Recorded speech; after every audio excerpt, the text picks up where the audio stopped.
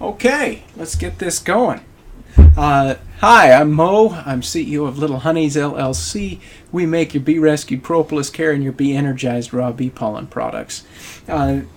This is the weekly wellness webcast, and I thought today we'd start off a new program where we actually pick a topic for the day, discuss it a little bit, and throw out some tips as to how you can relate to this topic and how you can respond to this topic.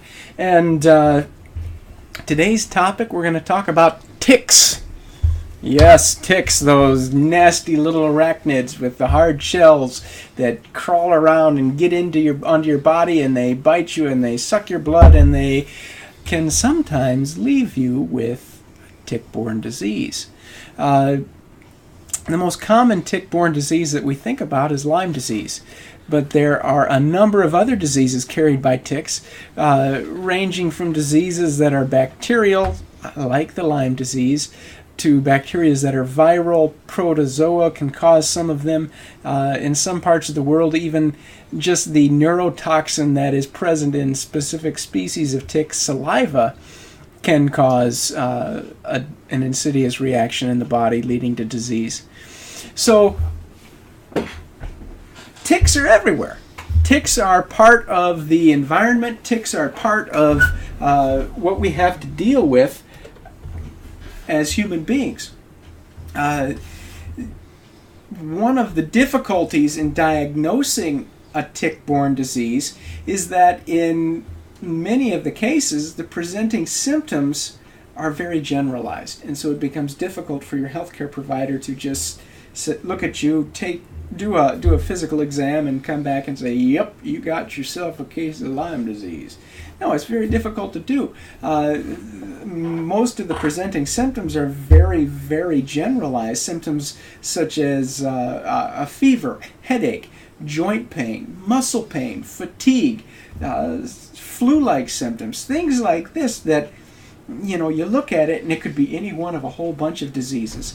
And what often happens is the practitioner, the healthcare practitioner, will look at the presenting symptoms and they will narrow it down to A, B, C, or D, and they've got to make a determination based on, well, the presenting information, and they have to make that diagnosis. Well,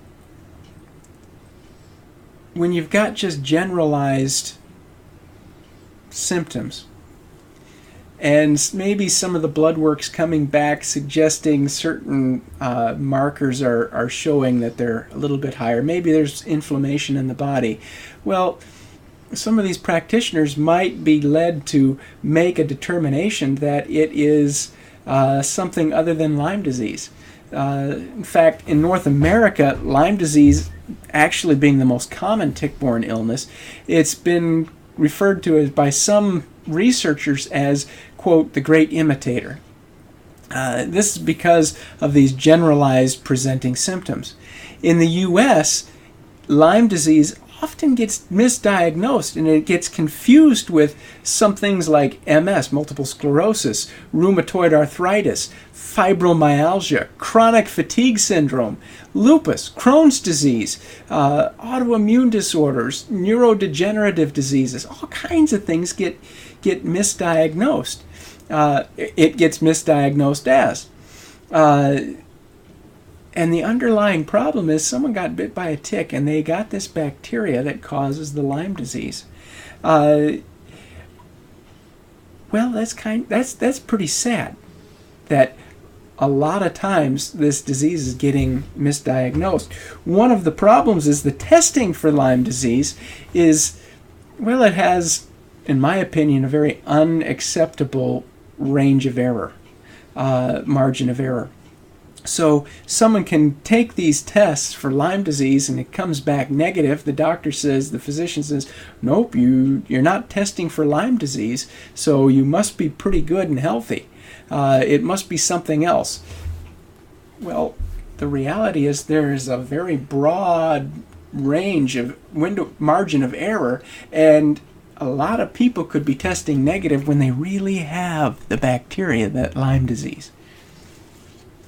Okay, so what do we do? Well, let's look at this a little bit deeper.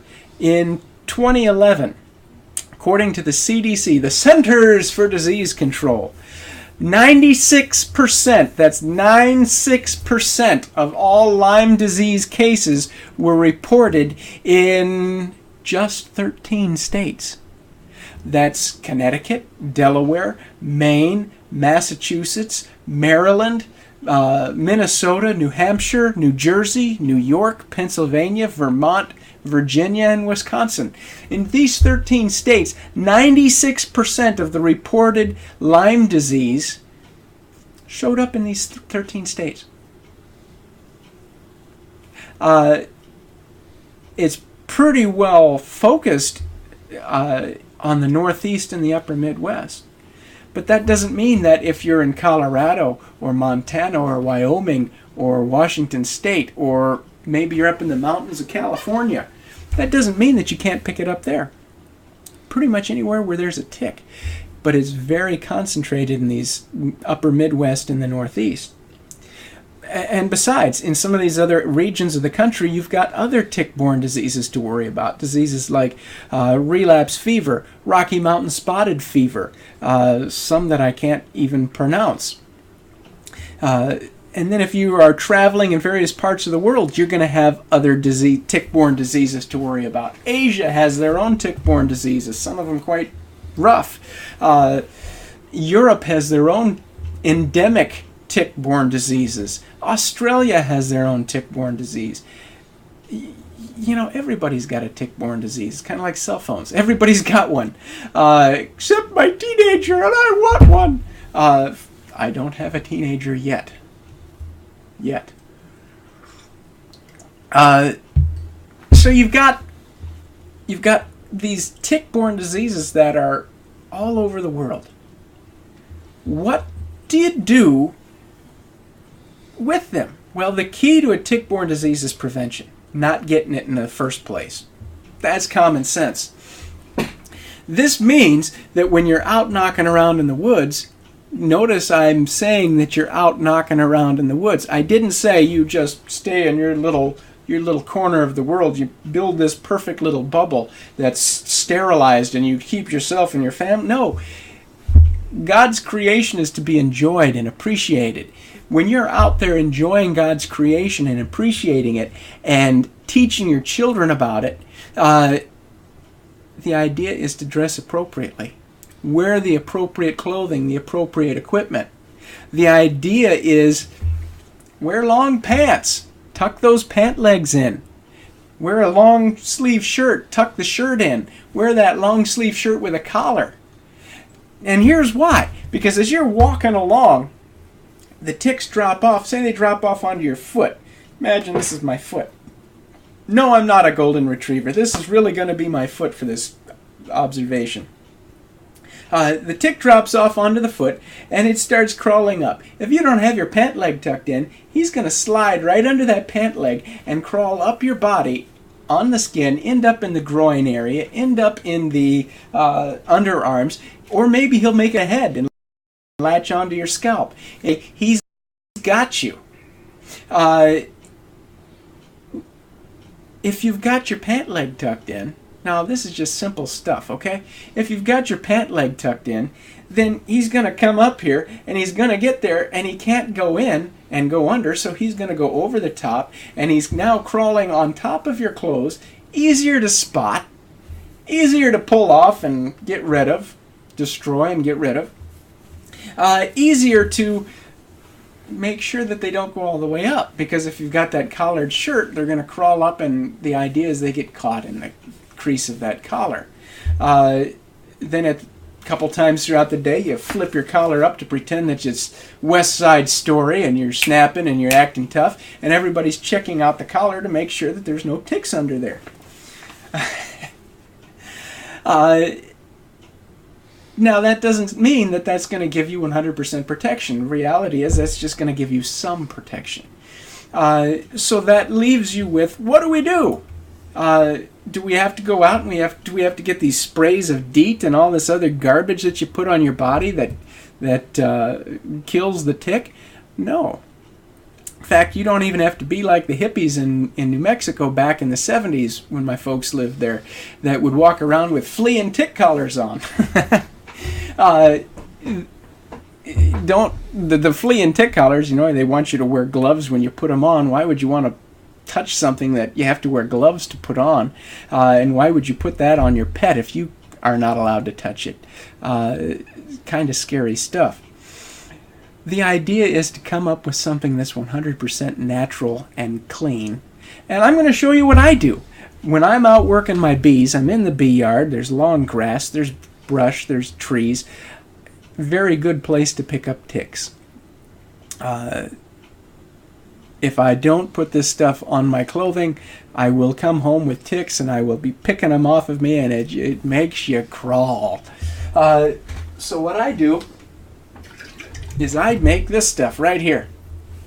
And you can see that there's an oil layer and there's a water layer. Now that oil layer is roughly 2 ounces of almond oil, sweet almond oil. The water layer is water, just get that, wow, water, and it is 4 ounces of water to 2 ounces of oil. And then I will put in 1 ounce of tea tree oil. Now, that's the ratio that I make it in, but this is actually a much larger quantity that I've made. Make it fresh for myself every spring, and I will shake it up, pour it into a glass or a metal sprayer, and then I will spray my feet along my pant legs with it, spray my trouser legs, spray around my neck, put a little bit in my hair, spray my arms, so that way when I'm out with, if I'm in the bee yard or if I'm out with my kids, wherever I'm at, I'm not getting ticks. It's a 100% natural, it's clean, and they don't like that tea tree oil. And just that little bit of tea tree oil, little dab will do you, that little bit of tea tree oil will cause the ticks to leave. They don't want any part of it. So, that's what keeps me tick-free when I'm out in the bee yard. And that is this week's wellness tip. If you have an idea for a wellness tip for us, make sure you get a hold of us. Get onto our Bee Rescued Propolis Care Facebook page and go ahead and message it to us. Tell us about it. If you have any questions, wellness questions, health wellness questions for the show, make sure you get a hold of us on the Facebook page, Twitter. You can call us at 1-855-679, the word LIFE, L-I-F-E, option 4. Moving on, we're going to go on to the question of the day, and the question of the day comes from a Facebook user who would like to remain anonymous, and that question is about H. pylori bacteria. What do you do about H. pylori bacteria? This is actually a question that I get an awful lot when I'm out dealing with people. People end up going into their GP because they've got a severe acid reflux. They're on Prilosec, they're on all these other pills, and nothing's doing any good, and they might even have Barrett's esophagus. And they go in, and sometimes a culture is taken, and they come back and say, yeah, you got really nasty case of H. pylori bacteria. Well, for those of you that don't understand what H. pylori bacteria is, again, it's a bacteria that lives in the esophagus and the stomach, and like I said, it can cause acid reflux, it can cause Barrett's esophagus, and it's considered the precursor to stomach cancer. Now, according to, let me just read this to you, okay? This way, if someone gets upset, then I'm just simply reading to you someone else's writing. According to livestrong.com and an article that they cited from Medline Plus, they discuss the fact that propolis is actually very, very possible for treating H. pylori bacteria. And they cite some studies from around the world where some very interesting evidence suggests that propolis actually kills the H. pylori bacteria. So, does this mean you want to go out and get the dropper at the health food store that's got some tincture in it? Well, you can. Start taking a little of that every day. Well, you can. But, you know, I've been to the health food stores, and I've checked out a lot of those tinctures, and a lot of them are pretty yucky. And so, would I do that for my family? No, I wouldn't. I'd do something a lot simpler. And what I tell folks that I come into contact with is, you know, you're concerned about H. pylori bacteria. I truly understand that. If you've got heartburn, the acid reflux type stuff, you know what you want to do? You want to go ahead and brush your teeth with Bee Rescue toothpaste. But then once you're done brushing your teeth, you're going to spit it out. You're going to rinse, because you don't want to swallow any of the plaque or anything that you've been getting rid of out of your mouth. And once you spat that out and cleaned your mouth out, then you're going to take your tube, your pump, and you're going to pump some into your mouth, 2 or 3 squirts, and you're going to swish it around so that way you get it back coating the teeth and getting into the little nooks and crannies, and then you're going to swallow it. Yeah, you're going to swallow a toothpaste. Want to make something of it? Look at that, a little runty guy acting tough because he's on camera. I know you're not going to throw a chair at me. Let me read you the ingredients. Water, baking soda, xanthan gum, propolis extract, our own propolis extract, grapefruit oil, clove oil, tea tree oil. That's it. There's no sodium lauryl sulfate. There is no fluoride. There's no titanium oxide. There's no big words that I can't pronounce. It's just good, clean stuff. And it's all good for you. And what happens is you take this and you swallow it, and that baking soda, from an herbal perspective, that baking soda goes in there, kind of acts like a little bit of gankao, Chinese herb, and it cools the stomach. It cools that stomach, and it helps, you know, temporarily put the fire out.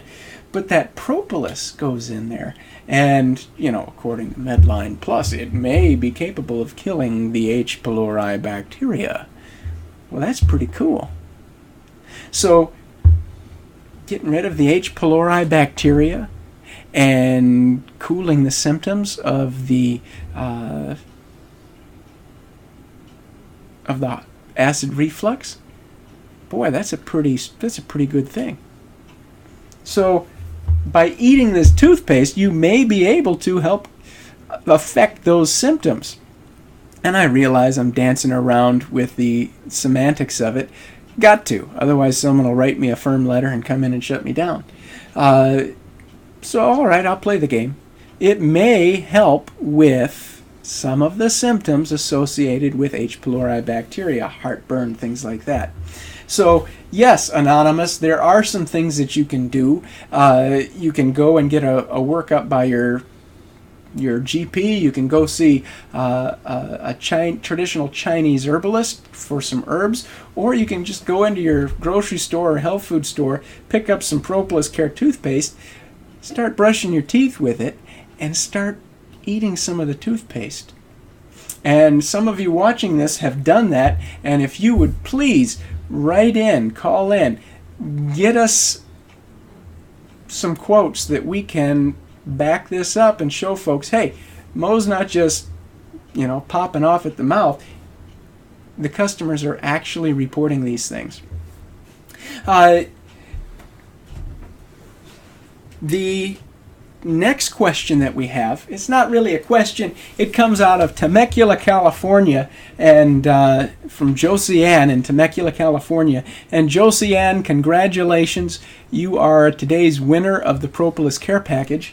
And Josiane wrote to tell us that a little while back her aunt had a real problem with a cold sore.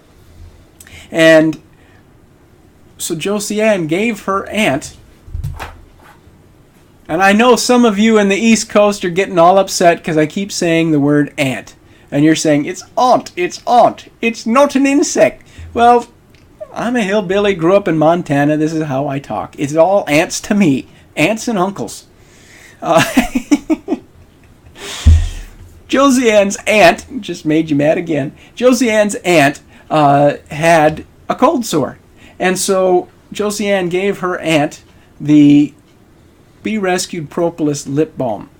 The beautiful thing about that lip balm is there's, again, very few ingredients. Sweet almond oil, beeswax, virgin coconut oil, propolis extract, grapefruit oil, and vitamin E. How cool is that? So that's all there is in it. And no petroleum, no yuck. It's not 98% pure. It's not 87%. It's 100% pure and clean and natural. And Josiane gave this to her aunt, and within a couple of days, that cold sore was gone. He was knocked out. Well, let me just read something to you again off of livestrong.com. Cold sores, also known as herpes labialis, and oral herpes are painful, fluid-filled blisters that form on the borders of the lips. All right, they are caused by one of two types of herpes simplex virus, usually type 1. Although cold sores are not serious and usually resolve on their own within 10 to 14 days, Josiane, your aunt, just a couple of days. That's pretty cool.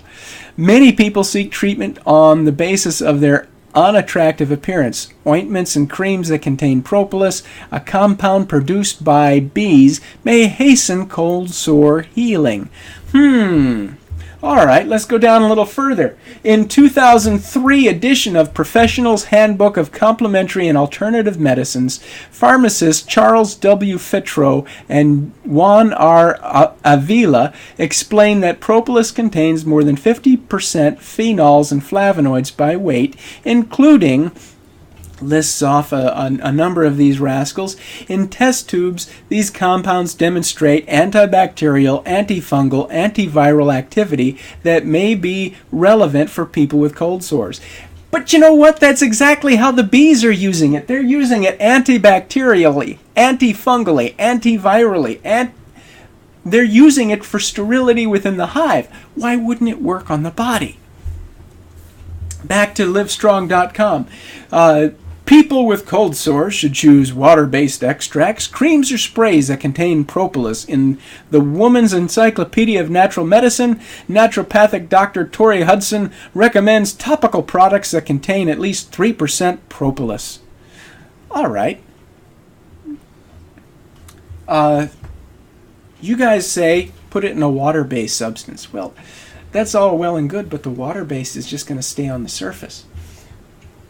Josiane, because you are the winner of this week's Propolis Care Package, did I mention that already? That Josiane's the winner of this week's Propolis Care Package? If I didn't, congratulations, you are. In this Propolis Care Package, you're going to get a Bee Rescued Propolis Balm. Propolis Rescue Balm. In fact, we're going to give you an extra one. That way you have one to give to your aunt. Josiane, this balm has got sweet almond oil, virgin coconut oil, beeswax, propolis, essential oils, which are clove oil and lemongrass oil, tea tree oil, and vitamin E oil. That's it, nothing else. Now, what's great about that is that virgin coconut oil is not going to stay on the surface like the water that these people at such whatever encyclopedia that was said you should use. You want it to penetrate. You don't want it to just sit on the surface. So you're going to give this to your aunt next time she has a flare-up. Have her put it on. It's going to knock it out a lot faster than the lip balm did. It may help take care of the symptoms of a cold sore. There, I just covered myself, I hope. So this stuff right here, according to the folks at livestrong.com, when they cited in a study, March 2000 study, published in the Journal of Phytomedicine. In that study, a team of researchers from Lvov State Medical University in the Ukraine found that 80% of people with genital herpes who use propolis ointment experienced healing within 10 days, compared to 47% of people with genital herpes who used the prescription drug acyclovir. Although genital herpes and cold sores are different conditions, they are caused by the same virus. As a result, University of Michigan Health System says that propolis, quote, might also benefit people with cold sores, end quote, although it concedes there are no studies to support that claim.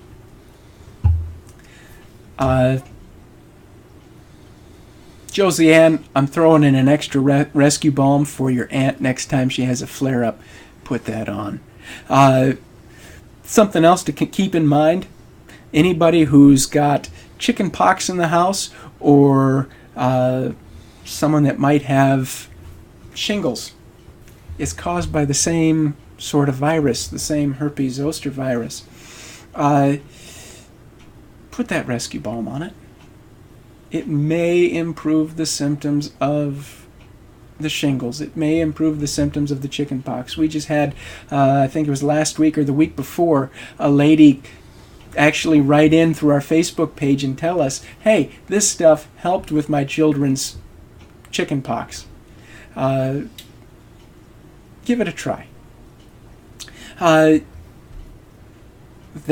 We're just about out of time. In fact, we're a little bit over. We were going to try to cut this down to 25 minutes. We're at 27 minutes right now. Mo, you're long-winded. Shut up, kid. All right. So we're going to wind this up. Thank you to everybody that has called in, that has written in, that has been helping to support this webcast. Let's do something with this. Let's take this and make it into a platform for discussing wellness issues, for talking about these issues and helping people to see that they can live well and they can live beautifully. And there's a difference between being perfectly healthy and living beautifully.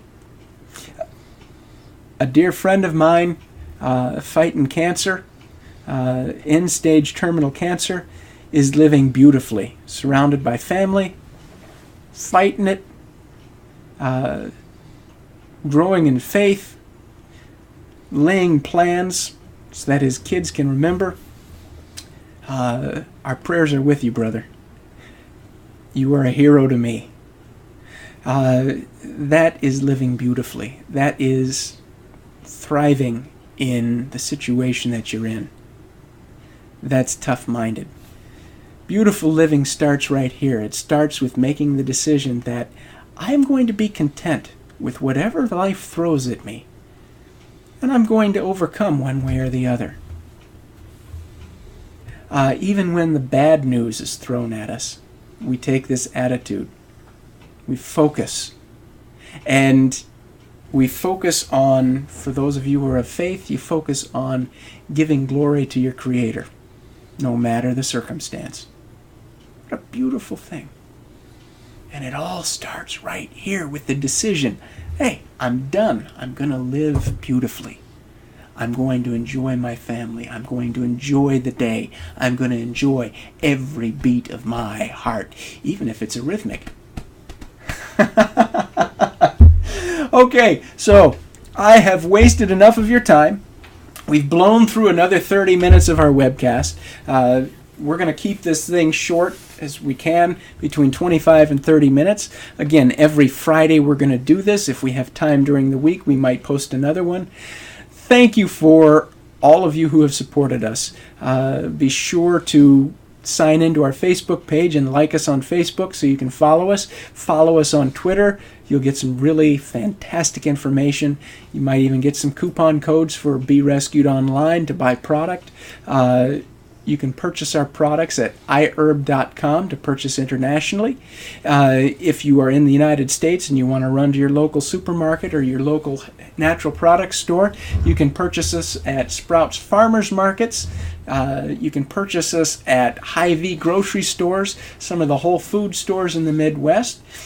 We're in over 500 retailers around the United States. Thank you again for watching. Be well.